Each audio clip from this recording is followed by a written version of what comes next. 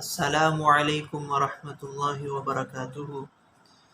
عزیز طالبات، امید ہے آپ سب خیر و عافیت کے ساتھ ہوں گے۔ آج ہم صحیح مسلم جلد ثانی کا سبق اول پڑھنے جا رہے ہیں۔ آج ہم کتاب کا آغاز کریں گے جلد ثانی کا۔ ہمارا جلد ثانی کا سلیبس وہ کتاب الفضائل سے شروع ہوتا ہے۔ ہم انشاءاللہ العزیز آج باب کا آغاز کریں گے۔ باب فضل نسب النبی صلی اللہ علیہ وسلم و تسلیم الحجر علیہ قبل النبوہ۔ یہ کتاب الفضائل کا سب سے پہلا باب ہے۔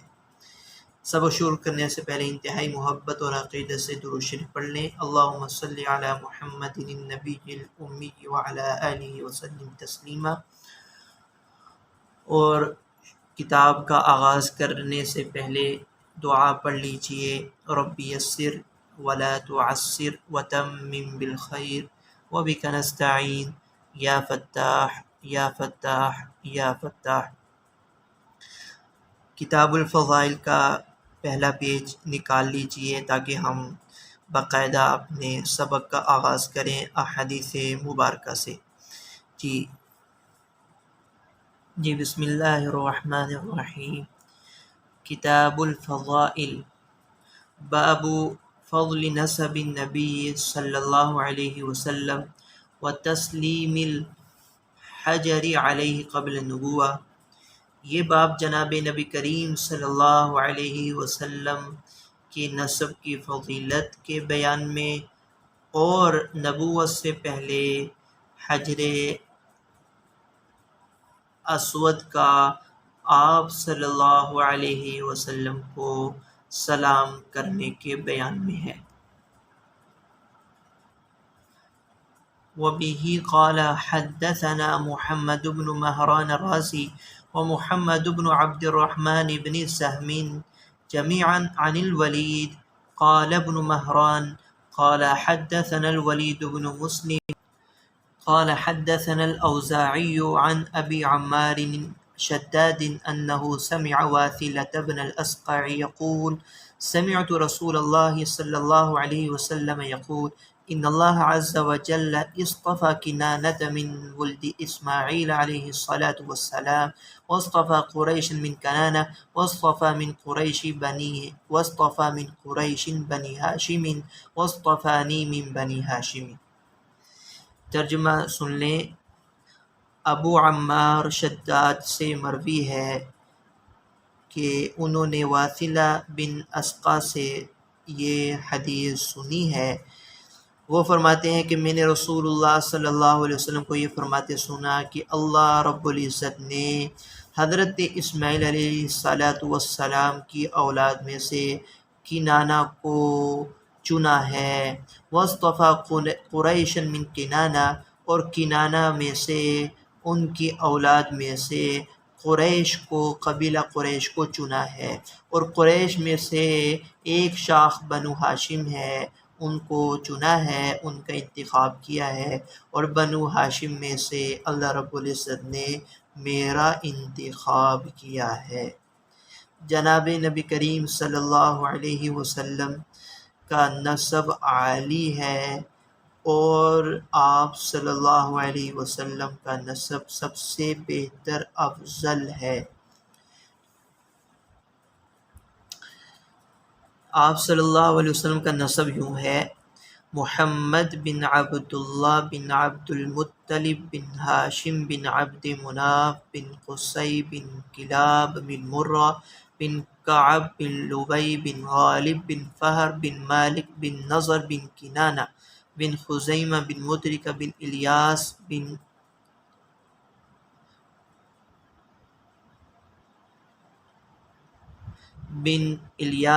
مضر بن نزار بن معد بن عدنان تک متفق علیہ ہے۔ سلسلہ نسب حدیث میں اس کی تائید موجود ہے۔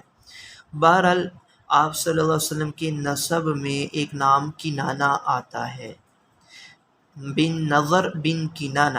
حضرت اسماعیل علیہ السلام کی اولاد میں جو آپ حضرت اسماعیل کی اولاد آگے چلی ہے ان میں دیگر اور نسب کے کنانہ ان کے بیٹوں کے بیٹوں میں افضل ہے، اور کنانہ کا بیٹا اور دیگر بیٹوں میں ایک بیٹا ہے نظر کی اولاد وہ قبیلہ قریش کہلاتی ہے، اور اس حدیث کی روشنی میں کنانہ کی جو اولاد نظر کی طرف سے ہے اولاد وہ قریش سب سے افضل ہے، اور قریش کی ایک شاخ بنو ہاشم ہے، وہ بنو ہاشم وہ افضل ہے، اور بنو ہاشم میں سے اللہ رب العزت نے آپ صلی اللہ علیہ وسلم کو پیدا فرمایا، اور آپ صلی اللہ علیہ وسلم تمام کے تمام انسانیت میں سب سے افضل ہیں۔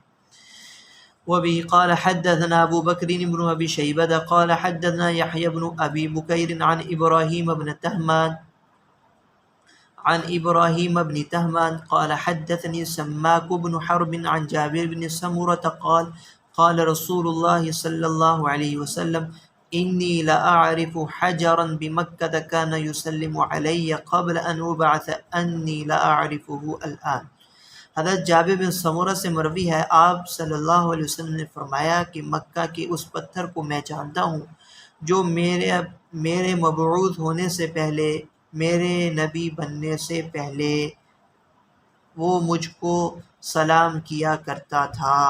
انی لأعرفہ الآن، آج بھی میں اس کو پہچانتا ہوں۔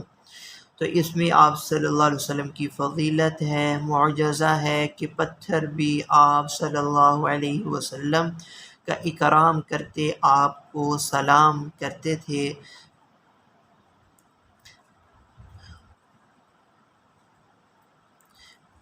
اگلا باب ہے باب تفضیل نبینا صلی اللہ علیہ وسلم علی جمیع الخلائق، تمام مخلوقات پر جناب نبی کریم صلی اللہ علیہ وسلم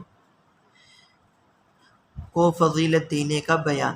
وبه قال حدثني الحكم بن موسى أبو صالح قال حدثنا هقل يعني ابن زياد عن الأوزاعي قال حدثني أبو عمار قال حدثني عبد الله بن فروخ قال حدثني أبو هريرة قال رسول الله صلى الله عليه وسلم أنا سيد ولد آدم يوم القيامة۔ حضرت ابو ہریرہ حدیث بیان کرتے ہیں کہ جناب نبی کریم صلی اللہ علیہ وسلم نے یہ فرمایا، قیامت کے دن میں ہی آدم علیہ السلام کی اولاد کا سردار ہوں، وَأَوَّلُ مَن يَنشَقُّ عَنْهُ الْقَبْرُ، اور میں ہی سب سے پہلا ہوں کہ قبر جس کی پھٹے گی اور جو قبر سے سب سے پہلے اٹھایا جاوے گا، وَأَوَّلُ شَافِعٍ وَأَوَّلُ مُشَفَّعٍ، اور میں ہی سب سے پہلے اللہ کے حضور سفارش کرنے والا ہوں، اور میری ہی سفارش سب سے پہلے اللہ کے ہاں قبول کی جاوے گی۔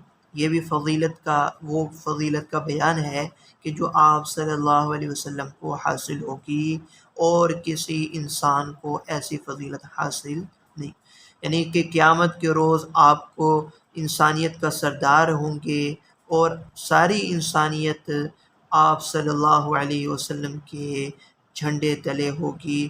اول من ينشق عنه القبر، آپ صلی اللہ علیہ وسلم ہی کی قبر سب سے پہلے پھٹے گی اور آپ ہی اللہ کے حضور سب سے پہلے سفارش کریں گے۔ سارا انسانیت کا سمندر ہوگا، وہ سب سے پہلے حساب کتاب شروع کرنے کی سفارش حضرت آدم علیہ السلام سے کرے گا۔ حضرت آدم علیہ السلام فرمائیں گے اذهبوا الی غیری اذهبوا الی نوح، کہ تم میرے علاوہ کسی اور کے پاس چلے جاؤ، آج میں اللہ کے حضور سفارش کرنے کا حق نہیں رکھتا۔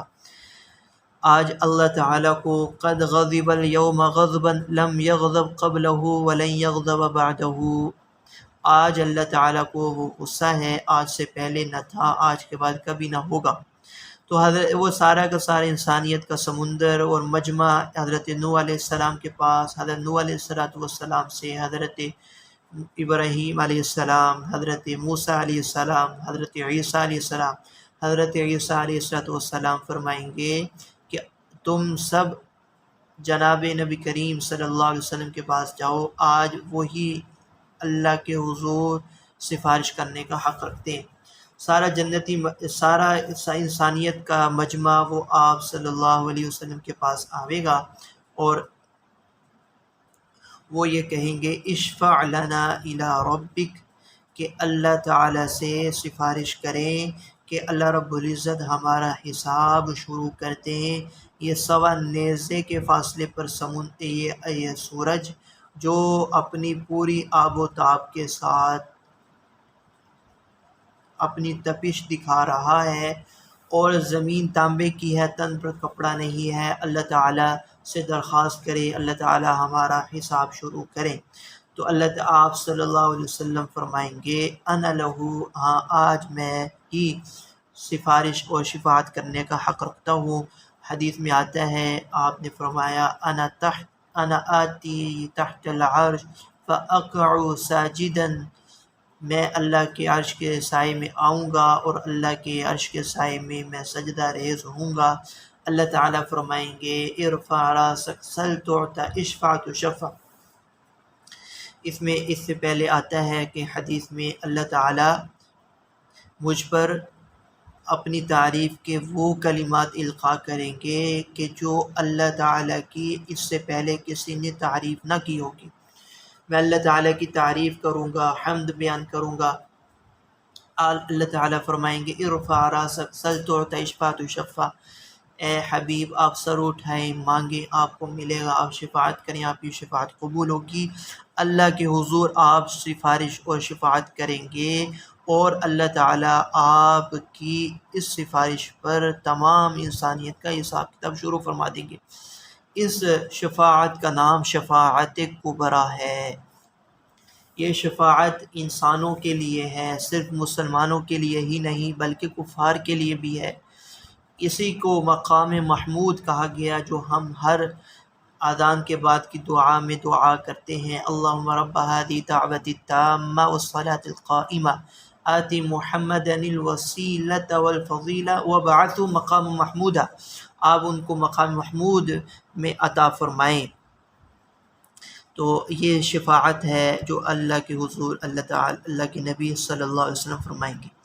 باب فی معجزات النبی صلی اللہ علیہ وسلم، وبه قال حدثني ابو الربيع سليمان بن داود العتكي قال حدثنا حماد يعني ابن زيد قال حدثنا ثابت عن انس ان النبي صلی اللہ علیہ وسلم دعا بماء، جناب نبی کریم صلی اللہ علیہ وسلم، حضرت انس سے مروی ہے جناب نبی کریم صلی اللہ علیہ وسلم نے پانی منگوایا، فأوتي بقدح رحراح، جناب نبی کریم صلی اللہ علیہ وسلم کے سامنے کشادہ، رحراح کا مطلب کشادہ برتن پیش کیا گیا۔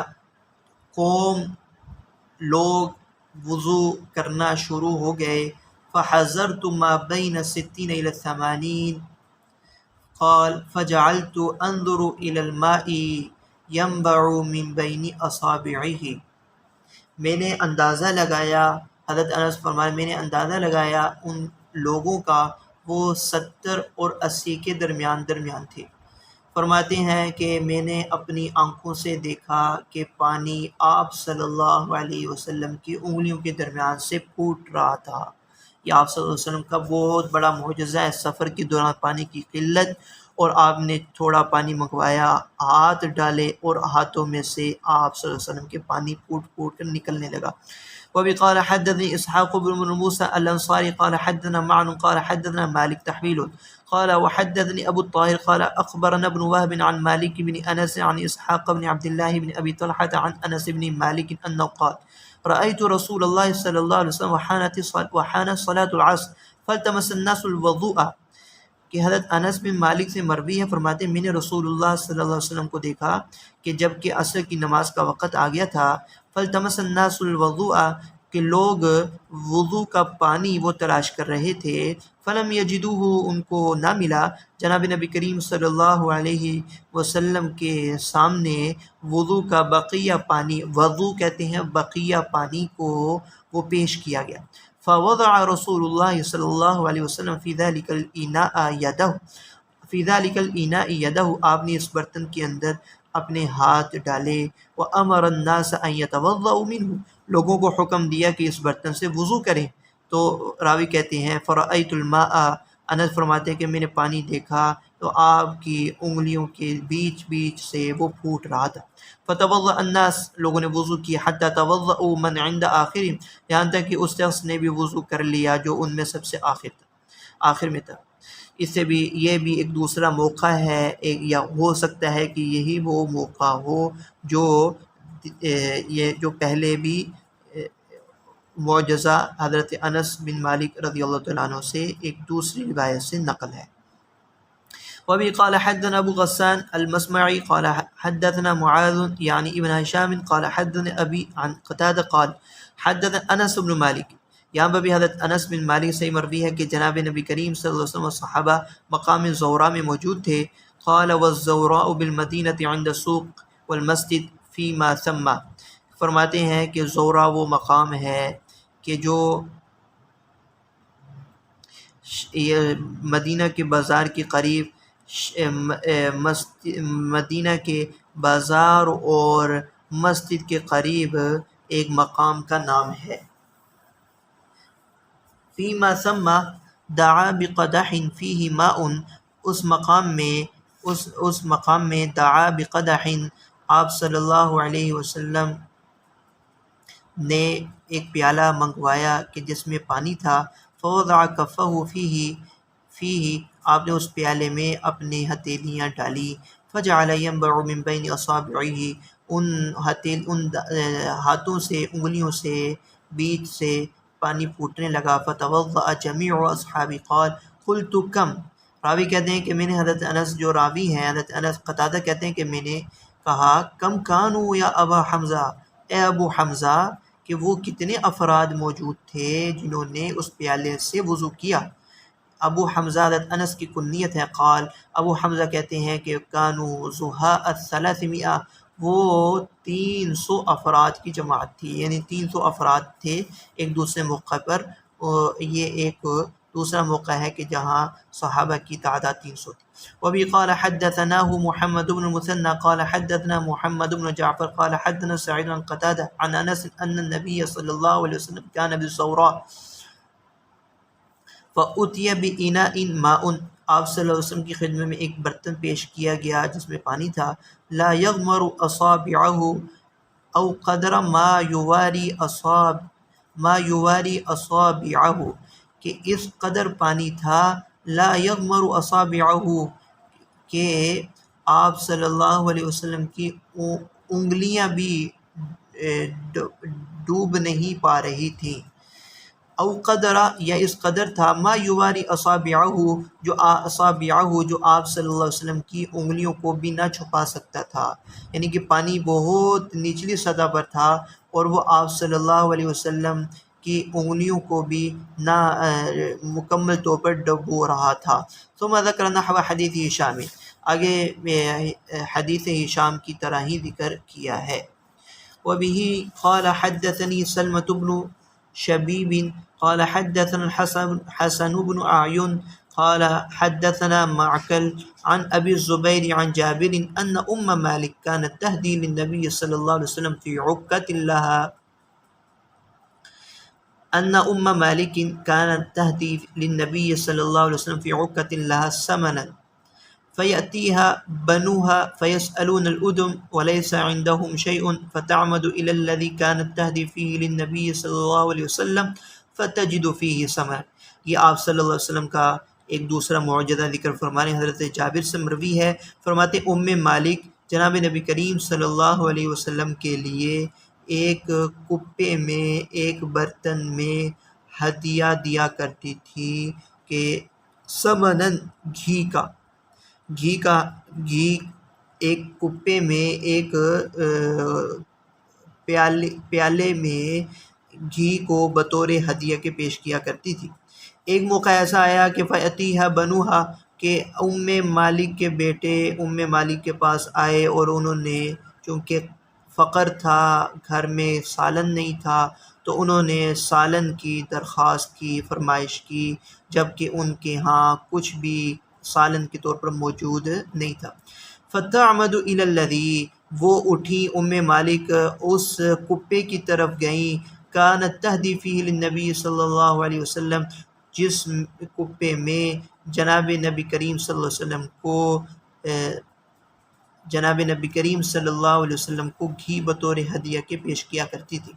فتجد فی سمنا، انہوں نے اس کپی کے اندر ایک گھی ان کو مل گیا، انہوں نے پا لیا۔ فما زال یقیم لها ادم بیتها حتی عصارته، فرماتے ہیں راوی فما زال یقیم لها ادم بیتها، کہ پھر ہمیشہ ان کے گھر سالن وہ برقرار رہا اور کبھی بھی ان کے گھر سالن کی قلت نہیں ہوئی، وہ ہمیشہ یہی کیا کرتی تھی۔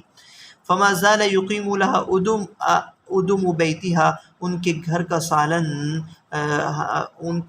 سالن برقرار رہا، حتی عصارته، یہاں تک کہ ایک دن انہوں نے اس کپی کو نچوڑ دیا، انڈیل دیا یا نچوڑ دیا، یعنی بالکل ہی صاف کر دیا۔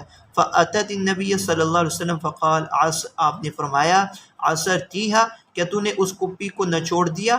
فقالت نعم، انہوں نے کہا جی ہاں۔ آپ نے فرمایا لو ترکتیہا، اگر تو اس کو اس کے حال پر چھوڑ دیتی، ما زال قائما، تو وہ آج بھی اس میں سے گھی نکلتا رہتا۔ یہ آپ صلی اللہ علیہ وسلم کا معجزہ ہے۔ وبی قال حدثنا سلمة بن شبیب قال حدثنا حسن بن اعین قال حدثنا معقل عن ابی الزبیر عن جابر ان رجل، حضرت جابر سے مروی ہے، فرماتے ہیں کہ ایک آدمی جناب نبی کریم صلی اللہ علیہ وسلم کی خدمت میں حاضر ہوا، یستطعمہ، اس نے درخواست کی، کچھ غلہ مانگا، فاطعمہ شطر وسق شعیر، جناب نبی کریم صلی اللہ علیہ وسلم نے نصف وسق جو کہ اس کو بطور غلہ کے دے دیا، یعنی کہ آدھا وسق جو اس کو غلہ کے طور پر دیا۔ فما زال الرجل یأکل منہ وامرأته، فرماتے ہیں راوی کہ وہ آدمی اور وہ اس کی بیوی، وضیفہما، اور ان کا مہمان، اس آدھے وسق جو میں سے لے کر تھیلی وغیرہ میں دیا، اس میں سے لے کر چپاتیاں بنا بنا کر کھاتے رہے، حتیٰ کہ ایک دن ایسا کہ کالہ، اس نے اس تھیلی کا وزن کر لیا، اس کا کیل کر لیا، وزن کر لیا کہ دیکھوں تو صحیح اس میں جو کتنے ہیں۔ فأتی النبی صلی اللہ علیہ وسلم، وہ جناب نبی کریم صلی اللہ علیہ وسلم کے پاس آیا، وہ جو پھر ختم ہو گئے، تو آپ نے لو لم تکل اکلتم منہ، اگر تم اس کا وزن نہ کرتے تو تم اس میں سے کھاتے رہتے، ولا قام لکم، اور وہ تمہارے لیے کافی رہتا، اور تمہارے لیے وہ جو ہمیشہ کے لیے نکلتا ہی رہتا۔ آج کا سبق ہمارا یہاں تک ہے، امید ہے آپ آج کے سبق کو سمجھ چکے ہوں گے۔ اللہ رب العزت سے دعا ہے اللہ رب العزت ہمیں احادیث مبارکہ کو پڑھنے، سمجھنے اور دوسروں تک پہنچانے کی توفیق عطا فرمائے، عمل کرنے کی توفیق عطا فرمائے۔ اللہ وآخر دعوانا ان الحمد للہ رب العالمین۔ السلام علیکم ورحمۃ اللہ وبرکاتہ۔